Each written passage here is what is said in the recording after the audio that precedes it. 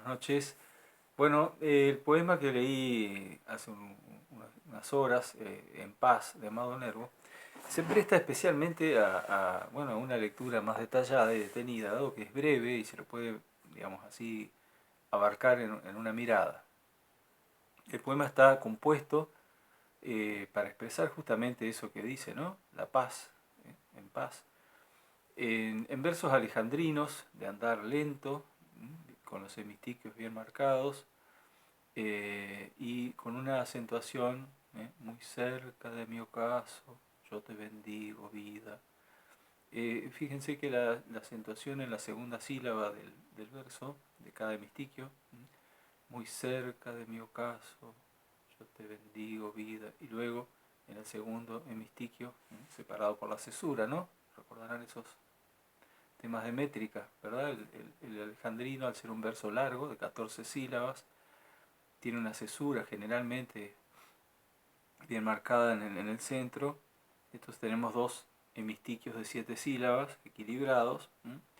Muy cerca de mi ocaso, yo te bendigo, vida.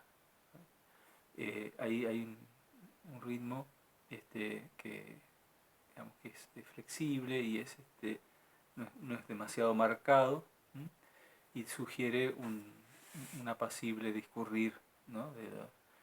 Si uno compara con otros alejandrinos, por ejemplo, el de la sonatina de Rubén Darío, que tiene siempre el acento fuerte en la tercera sílaba de cada hemistiquio. La princesa está triste, ¿qué tendrá la princesa? Comparen con este, muy cerca de mi ocaso, yo te bendigo, vida.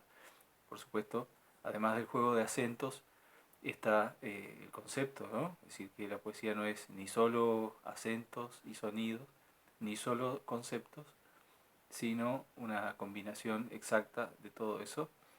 Y tenemos aquí en un poema como este, En paz, llamado Nervo, que es casi totalmente conceptual. Después vamos a ver las excepciones que hay.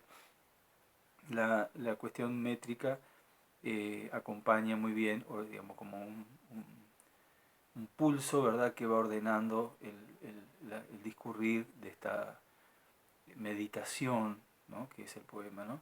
Muy cerca de mi ocaso, yo te bendigo, vida. Al final, el apóstrofe, ¿no? El vocativo dirigido a un ser inmaterial, abstracto, pero que en el poema se siente como muy próximo, que es la vida. El poeta se dirige a la vida que ha vivido, y habla con ella, ¿no es cierto? Se dirige a la vida que ha vivido para manifestarle su conformidad. El tema también es clásico, bueno, como casi todas las cosas. Está en Horacio, en una de sus sátiras. Horacio decía que deberíamos retirarnos de la vida como un comensal satisfecho, de haber probado todos los manjares, y estar ya perfectamente conforme, ahito, sin necesidad de más. Bien, muy cerca de mi ocaso, el final de la vida, ¿no? Yo te bendigo, vida. De paso, la palabra ocasum en latín significa la caída del sol, ¿no? Bueno,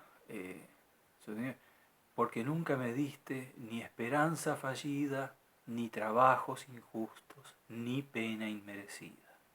Esos tres ni van sumando tres cosas que la vida no le dio. Ni trabajos injustos, trabajo aquí entendido en su acepción más antigua, casi cervantina, de dificultad, de tribulación, ¿no? La acepción antigua de la palabra. Fíjense cómo retorna en la poesía, la palabra puede retornar a usos que no tenía desde hacía siglos. Una maravilla, porque el lector apenas se da cuenta de ese sortilegio. Ni trabajos injustos, ni pena inmerecida. Nunca me diste ni esperanza fallida, ni trabajos injustos, ni pena inmerecida. Luego viene un segundo porqué, anafórico del anterior. Ese porqué repetido tiene su fuerza, ¿no? Porque veo al final de mi rudo camino que yo fui el arquitecto de mi propio destino. Bueno, esa palabra que nos hace pensar en la imaginería masónica, ¿eh? El arquitecto, ¿verdad? Está puesta ahí como traducción de un aforismo atribuido a Apio Claudio el Ciego, un romano de la época de las guerras púnicas, que había dicho: una quaque fortuna faber est, ¿no? Cada uno es el hacedor de su... Perdón, creo que lo cité mal. Dice, una quisque fortuna faber est, me parece, ¿no? Cada uno es el hacedor de su propia fortuna. Bien. Después ustedes lo rastrean en el Google y me corrigen, por favor. A esta hora de la noche me puedo equivocar. Lo importante es que cada uno es el hacedor, faber, de su propia suerte, y esto es lo que traduce Amado Nervo muy bien, ¿no? Con una hermosa palabra tomada del griego, arquitecto. Cada uno fue el arquitecto de su propio destino, que yo fui el arquitecto de mi propio destino. Y luego desarrolla esta idea, que si bebí las mieles y la hiel de las cosas, fue porque en ellas puse hiel o mieles sabrosas. El juego entre las dos palabras antitéticas desde el punto de vista conceptual, la miel como la dulzura por esencia y la hiel como la amargura por excelencia, y las dos con una fonética tan parecida, se prestan al juego de palabras, ¿no? Es una especie de juego de palabras antitético, ¿no? Que si bebí las mieles y la hiel de las cosas, y luego la correlación abajo, fue porque en ellas puse hiel o mieles sabrosas. Síntesis: cuando planté rosales, coseché siempre rosas. Luego las objeciones. Cierto, a mis lozanías va a seguir el invierno. A mis lozanías, a mi juventud, va a seguir el invierno, la vejez. Mas tú no me dijiste que mayo fuese eterno. Nervo es un poeta del hemisferio norte. Mayo para él es símbolo de la primavera, ¿no? La primavera no es eterna. Mayo no es eterno. Hallé sin duda largas las noches de mis penas, mas no me prometiste tú solo noches buenas, y en cambio tuve algunas santamente serenas. El poeta privilegia por sobre las noches quizá de ardor, de placer o de fiesta, las noches serenas, santamente serenas. Y luego viene la conclusión del poema. Amé, fui amado, el sol acarició mi faz. Vida, nada me debes, vida, estamos en paz. El final es retóricamente hábil porque retoma el vocativo del comienzo, ¿no? Recordarán, muy cerca de mi ocaso yo te bendigo vida, y luego al final, vida, nada me debes. Pero además está ese rayo de sol maravilloso del final. El poema es casi puramente conceptual. Si ustedes lo miran bien, todas sus imágenes son traducibles a conceptos. Muy cerca de mi ocaso significa muy cerca del final de la vida. Mayo significa la primavera. Son todos conceptos. Incluso las rosas, las mieles y la hiel son símbolos o son, digamos, imágenes que revisten conceptos. Pero hay una excepción, y es ese rayo de sol del final.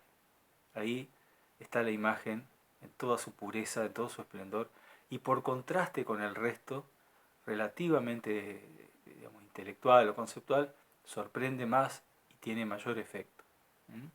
Amé, fui amado, el sol acarició mi faz. En un alejandrino tenemos las tres cosas fundamentales de la vida humana: amar, ser amado y sentir la luz del sol, el calor del sol en la piel, ¿no es cierto?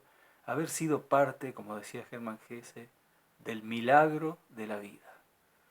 Por esas tres cosas vale la pena todo. Amé, fui amado, el sol acarició mi faz. Ya está, ¿cierto? Ya está todo.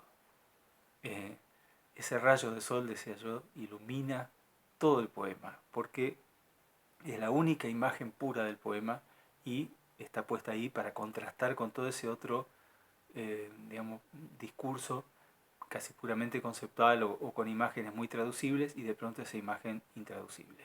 El sol acarició mi faz. Es emoción en estado puro, ¿verdad? Sin concepto. Emoción traducida a imágenes. Benedetto Croce, la poética de Benedetto Croce dice: la poesía es emoción transformada en imágenes. Y ahí está. Vida, nada me debes. Vida, estamos en paz.